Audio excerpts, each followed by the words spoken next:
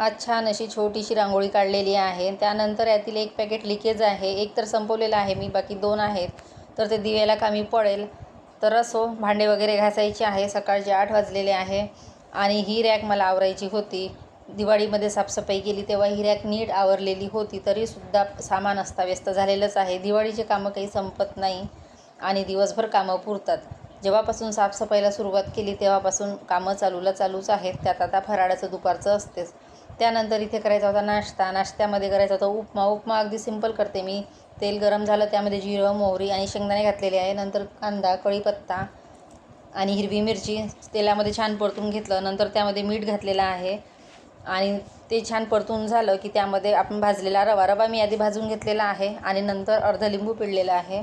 यामध्ये हळद वगैरे घालत नाही मी आणि पाणी थोडं जास्त घालते, कारण आमच्याकडे उपमा असा मऊ पाहिजे असते. चला मग भेटूया. Bye bye.